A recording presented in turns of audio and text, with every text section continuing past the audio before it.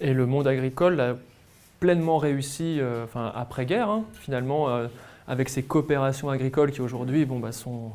C'est un mode coopératif un peu particulier, mais ça reste quand même c'est pas du capitalisme habituel, hein, c'est quand même des coopératives, mais qui ont créé ces géants, Limagrain et compagnie.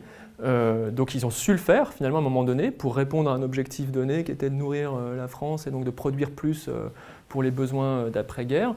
Je pense qu'aujourd'hui il faut créer le même mouvement, mais sous des formes un peu différentes, sachant que les acteurs bien installés ils vont résister. Hein, et surtout qu'ils résistent aussi structurellement parce que les aides telles qu'elles sont conçues aujourd'hui, elles continuent à entretenir en fait le statu quo. Et même si de plus en plus, hein, la réforme de la PAC, la nouvelle PAC, il y a quand même de plus en plus d'accent qui est mis sur la dimension environnementale, le gros des aides reste quand même pour maintenir le statu quo. Et donc c'est pour ça qu'il faut inventer aussi des nouvelles sources de revenus.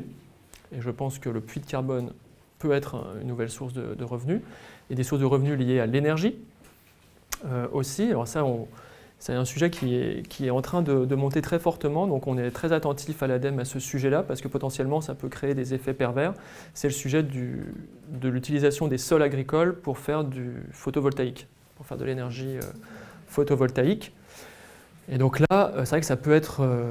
parce qu'en gros, pour atteindre nos objectifs de la programmation pluriannuelle de l'énergie en termes d'installation de photovoltaïque, il faut vraiment qu'on trouve du foncier pour le déployer. Donc il faut qu'on trouve des friches pour en mettre, il faut qu'on mette sur les parkings, il faudrait qu'on mette sur les toitures, mais les toitures des bâtiments agricoles, en fait ça coûte cher. Et ce qui coûte le moins cher, c'est tentant de le faire, c'est de prendre des terrains agricoles et de le couvrir de photovoltaïque. Alors là, en termes d'artificialisation, ça ne serait pas terrible.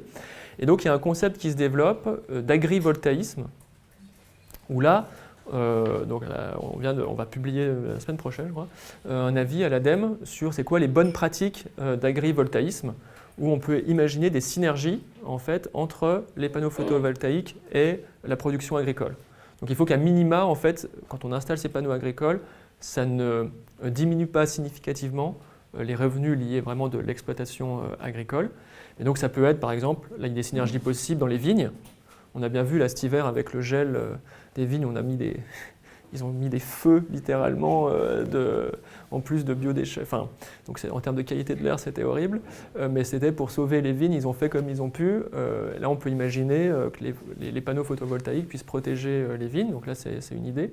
On peut faire des ombrières aussi pour l'élevage. Et donc là, ça améliore le bien-être animal. Donc là, il y a une synergie possible.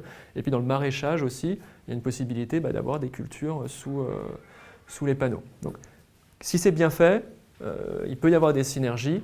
Mais c'est vrai que le gros risque, c'est qu'en fait, surtout avec les petits revenus des agriculteurs, certains soient tentés de dire je vais louer un développeur de projet de panneaux photovoltaïques ma terre.